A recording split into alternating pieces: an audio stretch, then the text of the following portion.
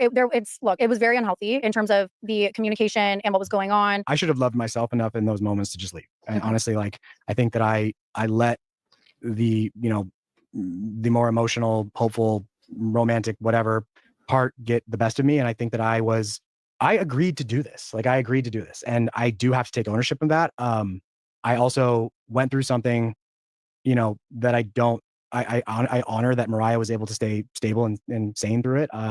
It being there on my own and feeling the feelings that I was feeling, I wasn't treating myself with the kind of mental clarity and health that I needed to, that I'm, working on now. And I do think that Sandy and I are good mirrors for each other to evolve through separate relationships. And as you said, with the toxicity to it, there was a dynamic in the relationship prior to that. As I said, when we started, she was all very push-pull with me and kind of like wanted me when she wanted me, but then wanted to do her own thing. And I finally set a boundary around that, but then I gave into the boundary, and it ignited this part of us that was a lot of fun and a lot of, we had an incredible physical chemistry, and we always had a hell of a lot of laughs together, but we weren't serving each other in that safe place. Hey guys, welcome to Little Black Book. Little Black Book, you know what time it is. Listen, we're breaking down, obviously, Nick Vials' interview with Sandy and Nick. I'm probably going to do this in like a couple of parts. And the reason why is because I want to give different frameworks to when I break it down. So today, I'm just going to give my overall thoughts of the interview. And then what I'll do tomorrow is I'll do a breakdown from a psychological perspective in terms of attachment styles. Because very much so, this particular conversation actually highlighted the attachment style issues between Sandy and Nick, the avoidance. I think because obviously we're seeing from Nick and Sandy, what I definitely saw with Sandy was a fearful avoidant. And Nick is given avoidant too, but it may be in that he's a dismissive, but it also could be that he is also a fearful avoidant as well, right? Because depending on whatever she behaves as, depends on what he ends up doing. Because the way he crashed out. Anyway, so we're going to break this interview down. I want to say this first and foremost. Okay, I kind of joke with the interview, the title, sorry. Sandy isn't necessarily innocent, right? But what I will say is that this particular interview was positioned in a particular way, which I felt like was a little bit of a propaganda in terms of an agenda, in terms of trying to nail specific people. Number one, nailing JR. I want to be very, very clear. First and foremost, I'm not thinking that JR is innocent. He's far from innocent. The brother was well within his congenial rights trying to do something with Sandy, right? But let's not act like Sandy was an innocent party, like she didn't enjoy the moments with JR. Let's not act like she wasn't putting her legs on his lap. Let's not act like Sandy wasn't putting her arms around him and hugging him and wanting this affection and flirtatious behavior, right? That they kissed 4 times on camera and they both lied about it. But we'll talk about that in a second. So I want to say that, there's some aspects of Sandy, which I think should take accountability, which she didn't get to do in this particular interview because the questions weren't geared in that particular way, right?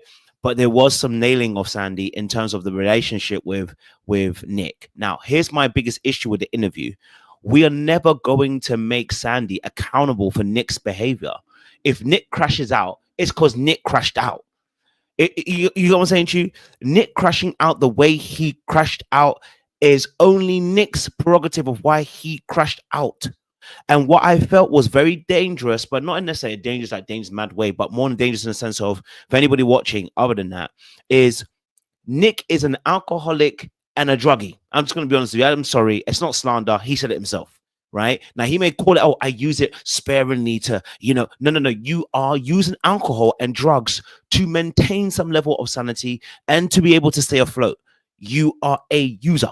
And at that point, when someone's in a relationship with somebody who's a user in terms of drink and alcohol, they become very difficult to deal with in a relationship. So hold on. She's not going to be free from accountability for flirting with JR or going out partying much, right? She also might have some drink issues because she had a lot of drink on the show. But as far as we can see right now, Nick is a person with a drink and a drug issue. Now, that is not a normal relationship for anybody to be in. Where Sandy needs to be accountable is why would she want to deal with somebody like that? What's going on in Sandy's life that she decided that this will be the right kind of relationship to stay in, where she says she's seen the most growth that she's ever been in and they love each other so much. And even though they're not together now, she appreciates him so much, right? And so I felt like the interview positioned itself in a way to kind of put it like, well, Sandy, were you a safe place for him? Sandy, were you being the right kind of girlfriend for him in a relationship? I'm sorry. The brother was drinking and taking drugs to maintain a relationship, right? Okay, that doesn't mean that Sandy doesn't have her faults. As he says in this interview clip, she was push and pull, and we'll talk about that a little bit later on too.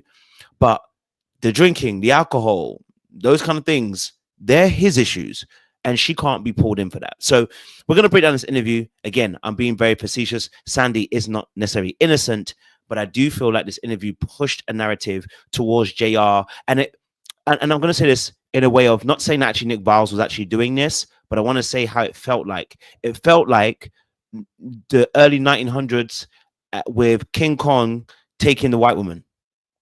I just want to say it, okay? The way Nick Vials was questioning and the way that Nicole was questioning, it felt very much like King Kong and whatever her name is, Jane, right? Early 1900s, where black men are trying to steal white women from white men. It felt a little bit like that, just a little bit. And I'm not saying that's necessarily what they actually did, okay? Not necessarily what they actually did. Like they definitely did that, but it felt a little bit like that because of the way they're portraying JR to be this like absolute villain. First and foremost, did he steal Sandy from his man? No. Did JR kiss her? Yes. But was it consensual? Yes. So there is no stealing here. You know what I'm saying to you? Sandy was not no party who was like, oh my God, like Sandy got taken by this black man that came in and wanted to destroy their relationship. Who told you to put your girlfriend? Who told you that to put your girlfriend on the show? Who told you to put your girlfriend on the ultimatum? Who told you to let your girlfriend be a part of a show where you swap partners and you don't discuss boundaries? Oh, no. JR a whole mess. Don't get it twisted. JR is a whole mess. But if he ended up sleeping with your girl, that's your girl's issue. That ain't a JR issue. That's your girl's issue. Now, he may have wanted to come for a hall pass, but that's the risk you're going to take when you come on the show. Okay, so we're gonna break it down. We're gonna go to some of the clips. Like I said, I'll do a more psychological breakdown tomorrow, which I'd love to do about fearful avoidant versus dismissive avoidant. But let's just kind of go back to some of the clips I think in the early beginnings, because I think it was a lot of good conversations that we actually have as well. So let me play it from here as well. And that's like, oh, I regret something, because there are learning lessons through everything, truly. And there have been a lot of learning lessons through this, but I can't lie when I say like there's a lot of things that I would just do differently. Truly. I think if I can pinpoint one of them, it would probably just be my overall like attitude and kind of my frustrations that I was holding on to towards Nick through the process, and just like me not really considering what he was going through. Because it's very clear to everybody else, of course. It's very, It did seem. Can we pause it right there? Let me tell you this now. Sandy does not see the point of view that everybody else sees. Okay. She said, oh, it was very, very clear now that, I didn't really see his point of view at the time. Sandy doesn't see his point of view. Okay. I'll tell you why I don't personally believe that she sees that point of view, because even at the end, she says, it's so clear to everybody else, but, but me. And I was like, no, sis. And I said that because she mentioned us in the situation, and it's almost as if to say like, oh no, it's so clear to everybody else. It's still not clear to her, because even when they were talking later on, she talks about, you brought me on the show. So she doesn't see her issue here, really and truly, right? And there's some parts of it where I agree with her and some parts I don't, but she does not see where she sees the issue in the situation, because she was brought on the show. She didn't even want to come on the show, she said. Okay, she didn't want to come on the show. And then to see him, for her, also his behavior changed throughout the course of the show. For her, it's like, well, I didn't do anything wrong. And that's where she has to be a bit accountable, because irrespective of whether, and I say accountable in the sense of not necessarily even the kiss, even it's the lying, because technically they never discuss boundaries. So just like JR, she played in the gray area. Okay, so technically, what's she really sorry for? Because she knows that deep down she's not sorry, because she exposed the gray area in the relationship in the show and exploited it. So she isn't really sorry, because it's a technicality. I didn't technically do anything wrong, and it makes her feel morally okay to do so, right? Like you lack the appropriate amount of empathy. Right. And I see that now. And in the moment, you guys, like, it's so hard to see other people's experience, because it's so intense for yourself. And it was really, really intense. And there's a lot of. Now, I want to be very, very fair, right? There's parts of this I'm like, I don't get what she was meant to see. Can I be honest with you too? I don't get what she was meant to see. That's why I think she doesn't even see it herself. Because what's she being sorry for? Apart from the lying, that's the part she needs to be sorry for. But the experience of the show, what is she meant to be sorry for? You brought her onto a show called The Ultimatum where you swap partners. You didn't discuss boundaries. She ends up kissing JR, probably even having sex, but she denies it on this as well, right? What did she do wrong? Because she didn't allow you to come into the house? She didn't cheat. She didn't cheat because there were no boundaries. She didn't cheat because there's no boundaries. So what is she actually sorry for? And that's what I'm saying. It's the wrong thing. The lying is what she should be sorry for. She didn't cheat. The lying is what she should be sorry for, because when they said how many kisses you had, she said 2. When we know it's more than 2. Do you get what I'm saying to you? And even if she slept with JR, she still didn't cheat because there were no boundaries.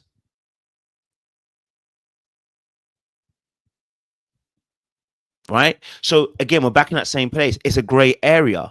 Now, the issue is that in the gray area, there is an unspoken expectation from both people. This is what happened to JR and Zaina. It's an unsaid expectation. And this is why we have to talk about boundaries. They're not in a relationship. That's the issue. The show actually says they are broken up. So they're not in a relationship. What's in a relationship is your unspoken expectations. And this is why this show, number one, you shouldn't be on. Number two, you need to discuss boundaries as to what's going to happen. Because this isn't a wife swap. In wife swap, you're not leaving your wife or your husband. You're not broken up. You're not divorced. You are wife swapping and seeing the experience of a lifestyle. In this situation, you are role-playing a marriage. And in so, you need to discuss what boundaries are there to be, because you're actually broken up. You're not doing a girlfriend swap.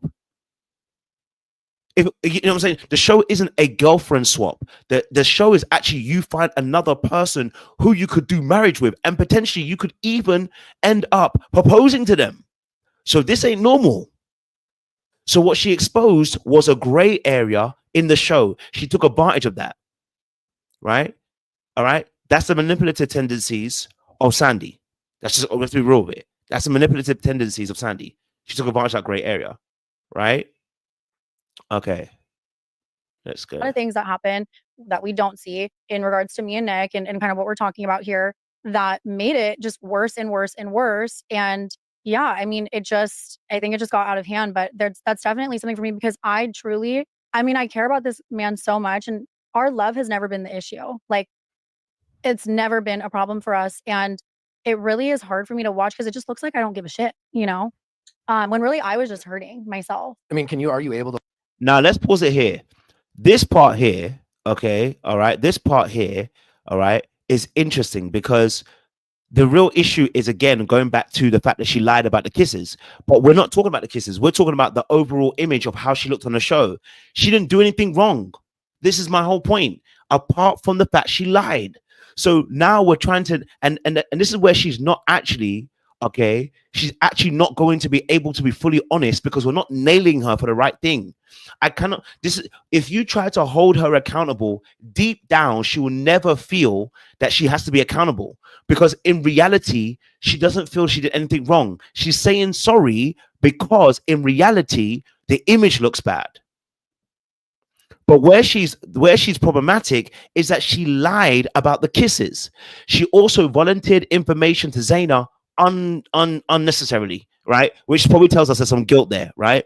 That she probably slept with JR. So if she's lying, that's what she's probably going to be in trouble for. It's the lying, it's the deceit, because technically you were broken up.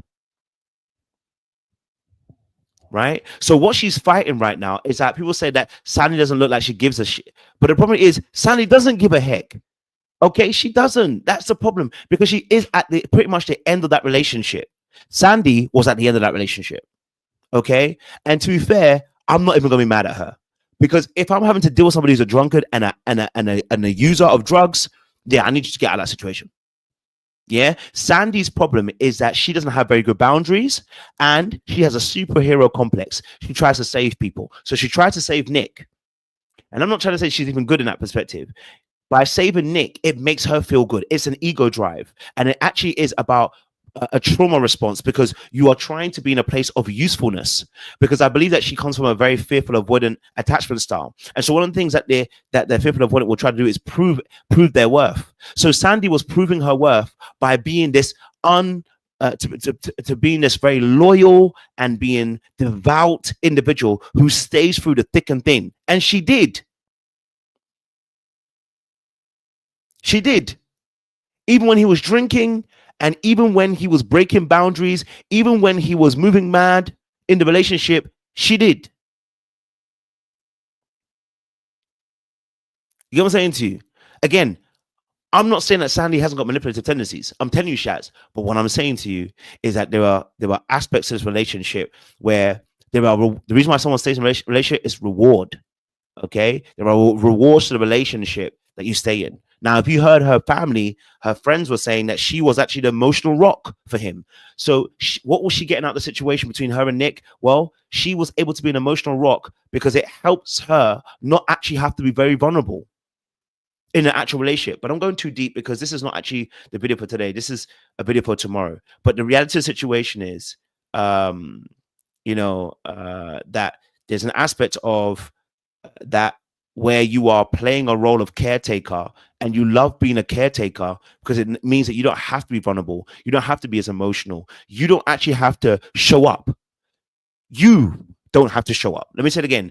You playing a caretaker role, whether it's for your husband or your wife or for your children or for your family, if you're always in the role of caretaker, where you can't take care of yourself, it is because you are responding to trauma, and it creates a sense of safety because you don't have to show up. Your needs and wants don't have to be necessarily met. So long as you're meeting other people's needs, you feel happy for now.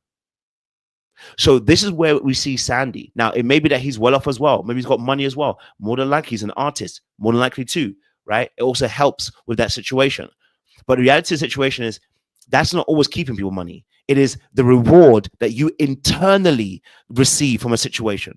Why is it that men want to conquer so many women and sleep with them? It's an internal reward. It is not necessarily the external, but the internal reward that you have within your own mind. But let's play a little bit more of the clip because I don't want to stay here for too long because I got a lot to get through. Not in a grounded place. Yeah. I was texting and calling incessantly and not knowing what to do. Would I look back now? Should I have left? Maybe so. At that point, I was committed to trying to get through the pain to experience our time together. And I look at it and see a very, I mean, did you say anything like crazy? I'm watching it and being like, I consider myself to be pretty chill and not jealous. And I'm very emotionally regulated. But if like my girlfriend was, living above me with another dude, and again, I'd love your commentary, but it seemingly looked like you were being dismissed constantly. I don't know how I would handle it if my girlfriend was telling me to fuck off. Kind of, it seemed kind of. Now let's pause it right there. She never told him to F off. Now we have, this is where I feel like Nick has been very disingenuous, and I don't like it. Because what we really need to be paying attention. Like, listen, I am not going to back Sandy. Like, my horse is not on Sandy. You know what I'm saying to you? You have to understand that I can see the manipulation by Sandy. But what I will not do is ignore Nick. Because first and foremost, he crashed out and came to the house. Now, she might have been texting him, I miss you, I hear it, but he crashed out. And we saw it. The brother was rolling over, clutching his tummy. We've all been there. But anyway, he crashed out, came to the house drunk. What are we talking about right here? He didn't even come sober. So what you talking about? This is not even a safe environment. So this is why I think it's disingenuous. It's not safe. The reason why JR went to the door, more than likely, he don't like Nick. But two, also because he was drunk and he was texting Sandy and probably texting back and forth throughout the whole entire time. So again, she's been placating him for a very long time, but it's going shown on camera now. Now you drunk, showing out somebody's door. Yeah. Yeah. At that point, she didn't feel safe. But here's the thing: she won't tell you that because she's been finding her safety in being your caretaker and enabling you, right? Just like codependent people do. Right? They find safety in supporting you. Okay? So in reality, in this space, right? In this space, him, JR going to the door to stop you from moving mad. Yeah, as he should. Because you was moving mad. You was drinking. And we should not even downplay this. This is a safety issue. I would not want my sister to be in a situation where somebody is drunk on their thing and they're entering doors. You know, and you're jealous and vexed because of the fact that your partner was upstairs. You can do anything in that space. I'm sorry. I would rather JR to be there. I don't even like JR's behavior. I do not like it at all. But I'd rather JR to be there because let's be honest, we don't know what you could have done. Drinking, using, we don't know what you could have done. Now, of course, he's had many years as well. He's many months with her and has probably never done anything. But the reality of the situation is he's also never seen his girlfriend with another man. So you know what I'm saying to you? And there's just so much that you guys that nobody sees. Obviously, what are we not seeing? So and what frustrates me is that Nick is playing his role like he's playing a role and he's trying to. It's almost like he's trying to nail Sandy. And I get it. He's got an angle, but I just feel like he could have opened up the angle because Nick is not innocent here. Do you know what I'm saying to you? We can hold him accountable for different things.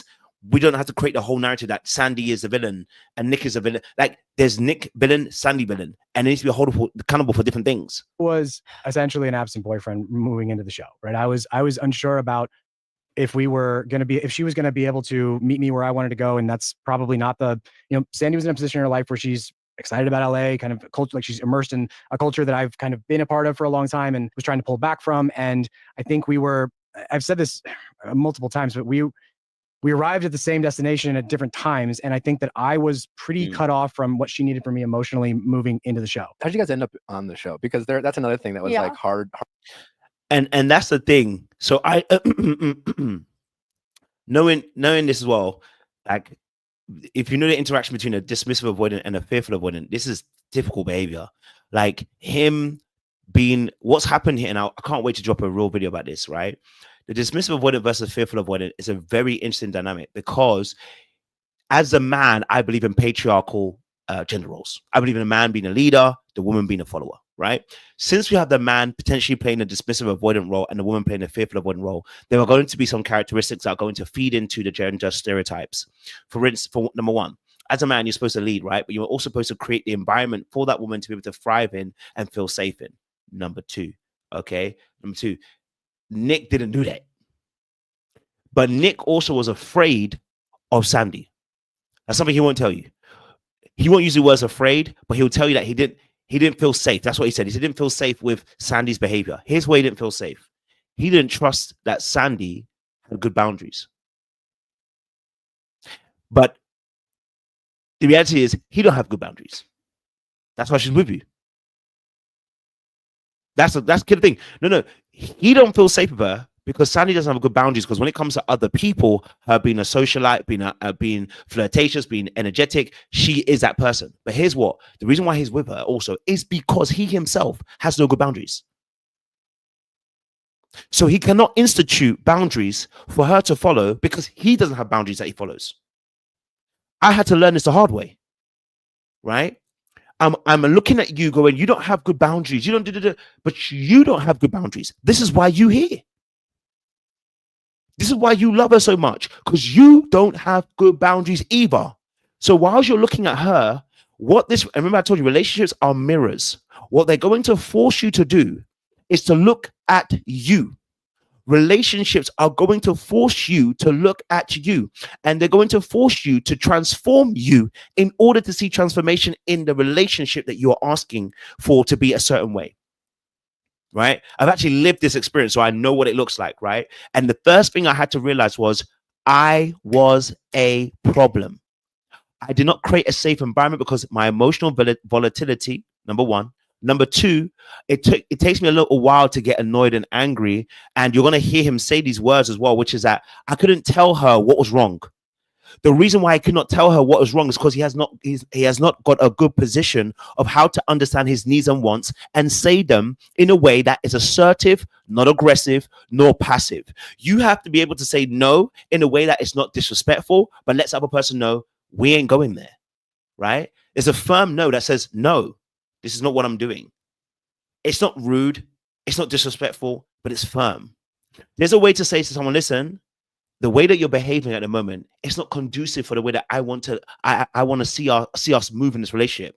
I believe that I want to see us in a healthy relationship, and I believe that the behaviors that you have are not actually leading to healthy actions, therefore also threatening the relationship and the safety emotionally for me, right? So there's a way to deliver information. He can't do that yet. And because he can't do that, he's afraid of Sandy because he believes he can't control her. And that's the issue. Because you see, what Sandy's also doing is she doesn't realize either that the reason why she also doesn't do the boundaries thing and wants freedom is because she's afraid to be trapped. And her fear of being trapped is her avoidant self. Guess what? He got the same feeling. And so because of the fear of being trapped, she looks for people that are going to give her freedom. But in reality, what she really needs from Nick is boundaries. But Nick don't have boundaries. So the problem is that what he wants from Sandy, he ain't never going to get because he don't give it.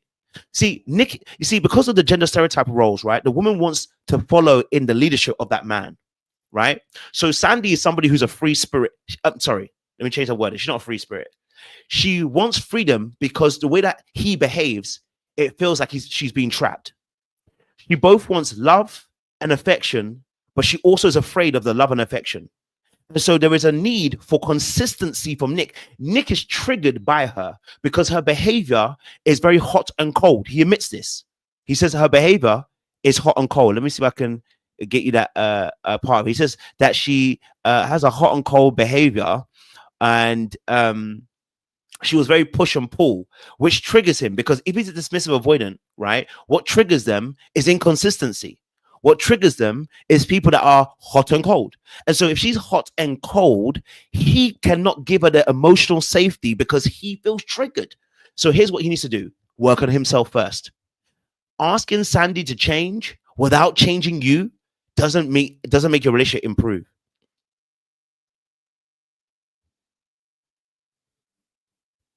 Man, I can't lie to you. I've been through it. So I'm telling you, when I'm telling you this, I know what I'm talking about. And I really mean it. As a man, him not being in tune with his emotions is also detrimental. Him not knowing what he wants, what he needs, detrimental. But we'll go there again a little bit later. Okay, we'll go there again as well. And listen to this part here. Hard to watch because there was a lot of like you being like, you brought me here. Right. Which he wanted to do it. Okay. Did you not want to? I mean, I was open to doing it, but I originally said no. Okay. I got reached out to and I declined. I was like, that's not something that I want to do. Our relationship. Let's pause it right here. I want you to pay attention to what happened here. She said she didn't want to go on the show, but listen very careful to her wording. They reached out to her personally and she said no. Now, this is really important because look what she's about to do.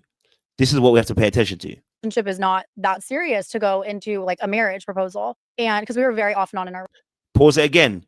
She says the relationship was never that serious for it to go to a marriage proposal. The person who was lying to themselves was Nick. Now, did she agree to the delusion? Yes. So she has to be accountable for her own agreement to the delusion. It's Nick that was delusional, just like Zaina. This is why Zaina and him got along, because they're both delusional. You knew your relationship was not in a place to be in a place of marriage. Why would you want to go on the show? You're not strong enough. See, Nick was trying to force the hand of Sandy, just like Zayn was trying to force JR. And instead of walking away and saying, this ain't for me, they came on the show to force the hand of the other person. And they're like, look at me. I'm the victim. You're not a victim. The only victim, you're a victim of your own circumstances. You're a victim of your own delusion. And you must be accountable for that, right? I want to play it again. Listen again. Again, I'm not defending Sandy. Sandy's got her own accountability, but it's within the confinements of her lying about the kissing and the movement she was doing and not being truly honest about where she was. He wanted to do it. Okay. Did you not want to? I mean, I was open to doing it, but I originally said no. Okay. I got reached out to and I declined. I was like, that's not something that I want to do. Our relationship is not that serious to go into like a marriage proposal. And because we were very off and on in our relationship. Okay. And I think that's something to note. Him and I had not been dating for 2.5 years. We had known each other for 2.5 years. And we had been actually dating for about 9 months before going on the ultimatum. And within those 9 months, we had broken up maybe 5-6 times. There's context we did not know. Let me tell you what really happened. Let me tell you what happened. Okay. They were getting hot and heavy and having some fire sex. Okay. This is Nick. This is Nick. Nick tells us this, right? They were having some fire sex, and it ended. Nick wanted a relationship. She really wasn't running a relationship, but she don't have good boundaries. Can't say no very well. Ended up in a relationship because she wanted safety and she wanted the companionship and she wanted to feel like she was desired and wanted and coveted. But really and truly, she wasn't honest with herself. She was in delusion too. She didn't want to be in this relationship. Now, she did love him. Yeah, I agree. She did. But the reality of the situation is, hold on, sis. You know yourself. You didn't want to be there. You know that you didn't really want to be there, right? You agreed to it because he's persistent. And I keep telling people about this. So, but look at Nick's face. Nick's saying that that's not how it was. Let's just go back. 2.5 years. And we had been actually dating for about 9 months before going on the ultimatum. And within those 9 months, we had broken up maybe 5-6 times. There's context we did not know. Exactly. Yeah. So it's very. So why is doing the face? Did they not break up 5 or 6 times? Nick's doing the face. We dated for 9 months. We broke up for 5 or 6 times. Did that not happen, Nick? Different than being in a solid 2.5-year committed relationship. It's very true. But we had this love that was undeniable. And we had loved each other. We had said we loved each other before we even actually started dating. So we did love each other for like maybe 2 years or so, but it was very, off and on. Here's also another thing as well, because I believe that she might be a fearful avoidant. I also believe that Sandy's afraid of commitment. Sandy's very much afraid of commitment because she's looking for the ideal fantasy. The reality of the situation is she shouldn't have been in that relationship in the first place. Right? You didn't need to be in the show in the first place. But the fear of commitment, the fear of actually committing to somebody, right? Which is also what is not allowing you to go for what you really want, Sandy, right? And stay single till you get what you really want. You want to be coveted and loved and appreciated and desired, and you want to be covered, but you can only get that really and truly from a relationship. So you go into a relationship, even though that relationship is not what you actually wanted. But because of the internal struggles and wounds and the desires and needs of your wants, it places you into a relationship that you don't need to be in. We've all been there. When you look back and you're like, I don't know why I was there. But yeah, I mean, we obviously both agreed to it. And yeah, there were moments where I was just like frustrated where, I'm like, you wanted to do this. I think that frustration was more so stemming from the overall like attitude that we both. Let's pause right there. She keeps saying that, she keeps saying, oh, look, you wanted it, Nick. You wanted this, my friend. Yeah, he may have wanted it, but did you speak up? See, this is the problem with having somebody like Sandy, again, and dealing with FAs or DAs, right? It is the speaking up that's the issue. Avoidance issue, as well as also anxious people too, is that they don't speak up. People that have got an insecure attachment, their hardest thing is speaking up about their truth. Because when they were younger, they failed to understand to be able to communicate their actual wants and needs. So did she tell him, oh, I didn't want to go on the show? But she's telling us that's how she felt internally. The problem is you didn't communicate that externally. So whilst you felt that, don't put it on. You can't put that on Nick. See what she's doing here? She's not. And someone might say gaslighting. In a sense, what she's doing is she's refused. And this is why I said about having boundaries. She's refusing to understand in this moment that she wants to go on the show because she wants to go on it. And if you went on it because Nick said you want to go on it, you had a choice to say no. Now, whether you felt like you didn't have a choice or not makes no difference. That's how you felt, but you should have said no. But you haven't learned how to say no effectively, and you've not learned how to also have better boundaries. So what ends up happening? You go on a show that you don't want to really go on, right? All right, cool. But that's not Nick. That's on you, Sandy. You've got to be accountable for that. That ain't Nick. That's you. Both kind of had, but mostly him had moving into it was so like unbothered, we were very silly and playful about it. It was not like this serious, somber thing where we're like, oh my God, like we're going to break up. Like he was really chill about it. And almost to the point where it was like a little bit bothering to me because I'm like, okay, does this not like freak you out? I just had felt pretty like taken for granted in the relationship. And so then now let's pause right there. She said that he was so chill, it made her feel some type of way about how chill he was. Right? And here's why. Because again, what ends up happening with avoidance, especially, is passive aggressive manipulation. Passive aggressive behavior that is often manipulation. Now, what Sandy may have wanted is that, listen, I don't want to go on a show because it's going to put us in a place where I have to make a real decision where I'm going to have to say yes or no. Right now, I can avoid saying yes or no if we stay in this relationship, situationship that we're in right now, and we coast along the line we're going, right? If we stay here, we can be cool. The moment we go on the show, it's gonna force me to make a decision. Now, in this space, she's talking about how, you know, that with Nick, you know, he wants to go on the show and it was very chill. And the reason why she might have felt offended by that is because, again, his chillness made her feel like she was not desired, she was not wanted, she was not coveted, and she was not needed. And so because of that feeling of his chillness, it made her feel like she could not connect with Nick. But guess what? Because fearful avoidance have both an anxious and an avoidant side. The more avoidant he became, the more anxious she became. But as she became anxious, as she gets anxious, she flicks in between. So the moment she collects Nick and Nick comes back and goes, okay, I'm going to connect with you again, she runs off again. I need my freedom. I need my space. And that is an indication that she does not feel safe. That doesn't always mean that's Nick's fault. That is also an indication that internally, she does not feel emotionally safe within herself. She has not done the work to feel grounded. And so it looks like this game that you're playing of going back and forth. Then I think moving into it, the reason why I'm like, you know, what's going on is because all of a sudden it switched, right? Because it got real, because we didn't know how intense it was going to be. And I think his real heart and like feelings for me showed up like the second we got there. But you guys have to understand, before we got there, it was not like that. But that wasn't because he didn't love me or actually want to be with me. It was just because he was running from his own things or whatnot. So it was like you were avoidant in the relationship. And I moved into the experience with that like all over me. And then I was just like, wait, why is this all of a sudden flipped, you know, now that we're here? No, I can totally.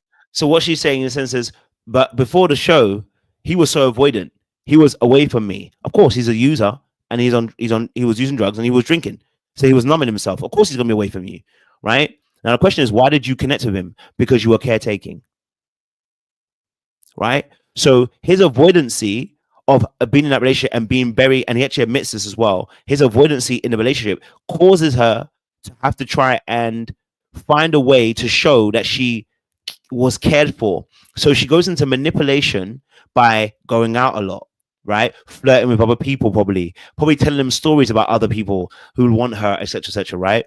Doing behaviors that would elicit a response, maybe of jealousy from him. In fact, that's probably why she told him about the first kiss, not because she's honest, but because actually, really and truly, she wanted to see, does he really want me? But the truth of the matter is, she did not want to be married. And it's because she herself was afraid, not only of commitment, but this is not the right person for her. And she knows that.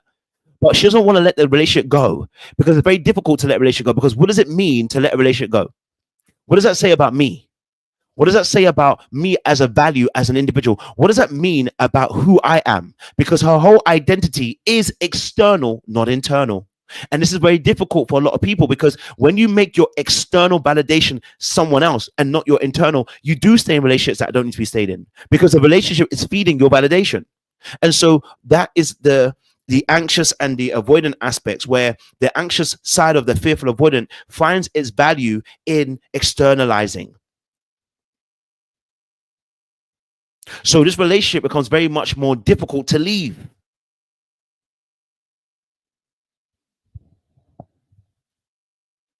Totally see your confusion on that end of, I mean, you said multiple times you felt neglected in the relationship. And then, you know, I get your point where it's like, now you see her with another man and you're like, hold on, what the fuck? I want you. I love you. You know, you always want what you can't have. Why was there so many breakups in your relationship before coming on the ultimatum? I think it has to do with some of the kind of the emotional turmoil or whatnot that Nick had been going through. And obviously, like, you can speak more to it. But there was just a lot of like instability, I think, in terms of like the surface level of our dynamic in our lifestyle and our relationship. But in terms of like underneath that, our actual connection and love for each other, we always like would find a way back to each other, because we really, really do love each other. So she talks about the emotional volatility. We're 16 minutes in. Have you noticed that Sandy hasn't told us anything that she was doing wrong in the relationship? Sandy hasn't got to that place yet. Sandy hasn't realized what she contributes towards a relationship downfall. Now, she's articulating very much her fears and her problems that she has with Nick, and she's right. But we are 16 minutes in talking about Nick, but we have not been able to nail down yet what part of her has brought in terms of what she's contributed towards a relationship. For instance, when he becomes avoidant, what do you do, Sandy? When he's unavailable, what does Sandy end up doing? He's been absent in the relationship. So Sandy, how did you fill that void and that gap? Sandy, what are behaviors that you exhibit that you may have triggered him as well? Sandy doesn't know, because Sandy believes that he's the issue and has not done the internal work to look at herself to see that actually there's bigger issues within herself. You see, because she's played a caretaker for so long, the caretaker sees issues with other people and their faults, but does not see their own faults. Right? And so because of that, she's not seeing where she has impacted the relationship. And we saw it on the show. That beelining for JR wasn't just her trying to get out of the relationship. It's part of her behaviors of coping. And it's manipulative, but it also is destructive. Right? That, you know, and the connection that she built with JR, it was real. It was real. Yeah, I think that's something that wasn't shown a lot of. Is Sandy and I started as very, very good friends, and we did have a physical connection, but she had come out of a relationship. I was very much ready to commit. I had been in a... Now listen there, first and foremost, he said, listen, we were very much physical. And this is, again, another thing that I've noticed. So fearful avoidance, especially, right, can sometimes connect on a very physical level. There can be one or two things, very prunish, or they can be very hypersexual, depending on what they've actually experienced. Especially if a fearful avoidant has also experienced SV, sexual violence. Okay, so if a fearful avoidant has encountered sexual violence, they can actually become very sexually hypersexual, or they can go the complete opposite way and become an absolute, I don't like to say the word prude, but it can be very like, you know what, no sex at all. Like, it has to be like, you have to love me, care about me, make sure the stars and moon are all aligned before I even think about it, right? And so what I believe Sandy has learned to do, and I'm not saying she's gone through SV, by the way, what she's learned to do is that she's learned to use her body and to use her feminine wiles to get what she wants and get her needs met. The problem is when you do that outside of a relationship, in fact, when you do it in a relationship, it can seem manipulative. And when you do it outside of a relationship, it can seem manipulative. You see what I'm saying to you? So in this space, as she said, okay, in the space, as he was saying, right, they were very physical at that point. Very physical, but she had just come out of a relationship. So the focus wasn't the emotional work that she needed to do from that past relationship. The focus was on the sex. The focus was on that connection. The focus was on that aspect of the relationship where it was hot and heavy, because that would give her the desire, the covetousness. That would give her the somebody wants me, somebody likes me, right? It'd make her feel good for a short time period. And she would get that through the intimacy of sex. A point in my life with her where we had been dating, but I was ready, and she wasn't. And she was very honest about that. But I had to pause it again. She actually told him she wasn't ready for a relationship. But I was. She can't be accountable for that, bro. She can't be accountable for that. You know she wasn't wanting a relationship. Now, what she needs to be accountable for is also not being honest. Not being honest. Because she's not being real with herself. She was delusional. Essentially say at this point, like, I can't continue to be physical with you anymore because I'm not getting the emotional side of you that I'm yearning for. And he kind of gave me like a mini ultimatum. Like, exactly. And then I started to see somebody. And what happened? The moment he said, listen, we ain't doing the hot and heavy stuff no more. We need to be in a relationship. She ended up going into a relationship because what she wanted was boundaries. What she needed from him was boundaries.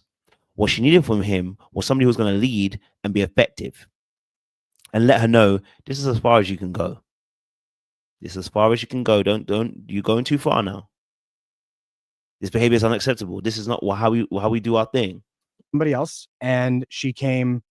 Wow, you and I are the same, Nick. Full twist, and said, I recognize that I love you. I recognize that I want to be in a relationship with you. I am here to commit. That relationship that I was in was very easy to depart from, and we then made a commitment to each other. We'd always had a lot of fun together. We had a lot of good stuff going.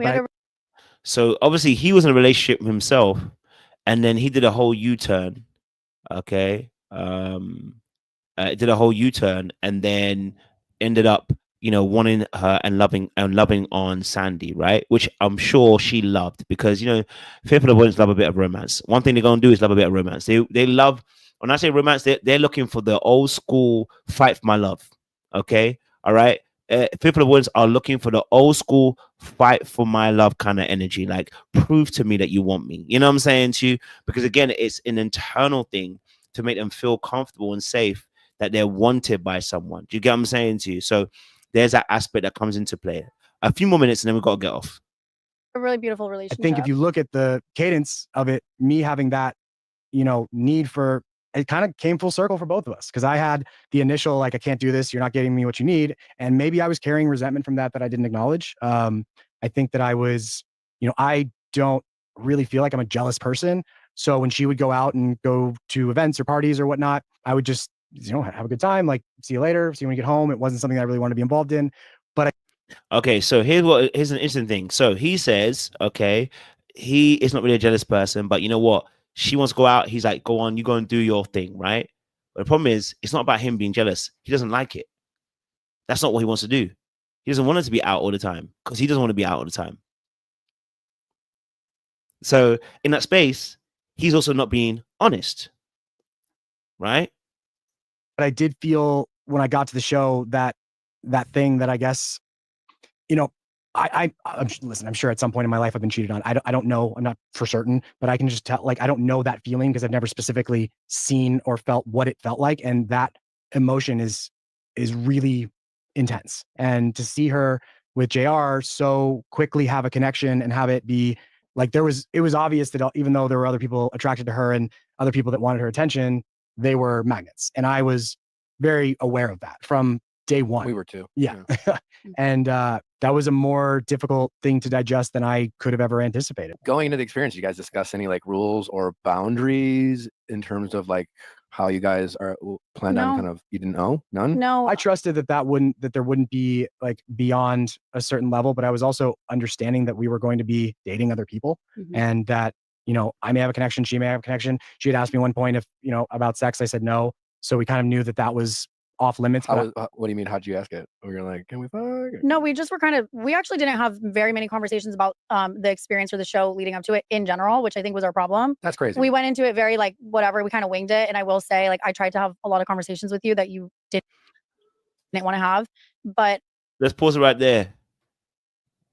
Now you just notice what happened here. They said, did you talk about boundaries? Did you talk about what you want to do? They said no. Now he said, obviously, I expected that, to be a certain level. Why? Oh, because he doesn't have good boundaries. Because he's afraid to say what he really wants. And he's afraid to say what he doesn't like. Because he's afraid of upsetting the other person. Because them being upset will make him upset. See, that's the problem with dismissive avoidance. They dismiss things.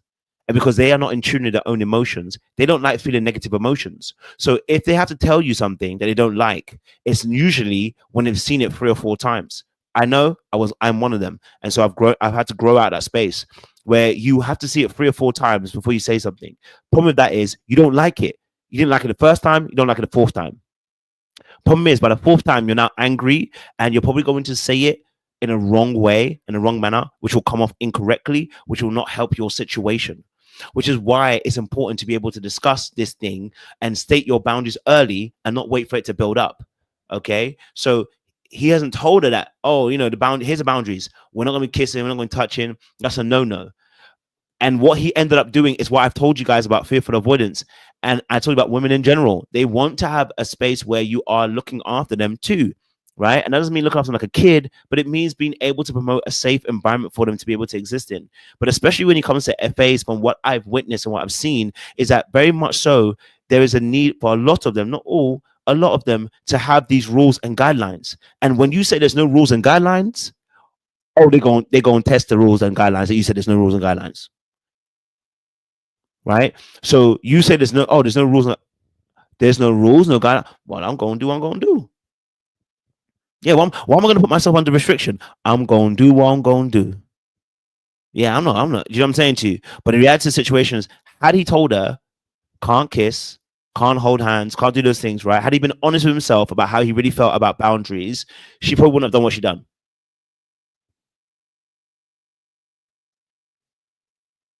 Probably wouldn't have done what she wanted to do. because in reality, she's going to move according to how she feels. If she feels it, she's going to do it. And that's where she also has to work on her own boundaries and work on her own desires and how they actually show up, right?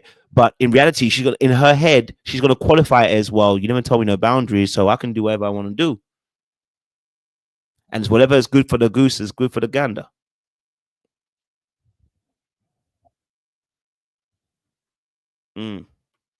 We did have the conversation around boundaries, and we basically said, like, yeah, no boundaries. I mean, So you asked me specifically if I was bringing condoms. Yeah, it was like if you were going to have sex with anyone. I said absolutely not. Yeah, and so that was clear as day. Like, okay, cool. We don't have to worry about that. But we were open to doing the experiment, like kissing or whatnot. That wasn't, me and Nick have had a very like open mind. We're really open-minded humans. And so that wasn't a crazy concept. So let's pause right here. Why does she lie about the kisses then? If they were open about kisses, which he's admitted, and Nick has not challenged it, if they were open about kisses, why is it that she had to lie about how many kisses she had with JR? Why is it JR, who also had no boundaries, right? Had no boundaries. Why is it that he too had to lie about the kisses? Because inadvertently, right? Inadvertently, whilst they took advantage of the gray area, they also know that there's an unspoken rule within this situation. And if it was them, they'll be vexed.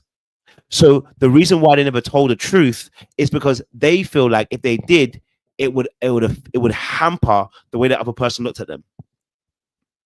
And also telling the truth in this instance, yeah, right, may hurt the other person. But remember, there's no rules.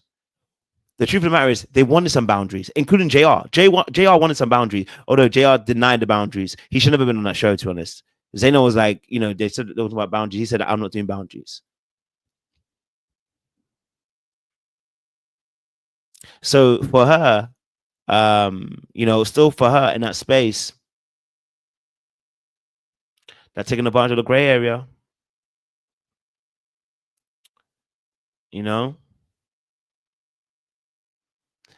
And that is also another indication too. I don't know. I won't say about the self-harming, but I mean, drinking is self-harming in some sense. But I would say that it would have been an unsafe place for her to be able to say about the kiss because he might spiral. But she did tell him about the kiss. But maybe tell him a couple of other kisses could make it feel like it's an unsafe place, and he might spiral. That's true. I mean, he did spiral. You know what I mean? She did. He did spiral. But listen, we're gonna do some more breakdowns tomorrow for you guys, or maybe later on if I have time. But this is part one. We'll break this part down. So make sure you guys like, share, subscribe. You click on that bell button for notifications as well. We'll definitely do a part two tomorrow. Appreciate you guys. Stay locked and stay loaded.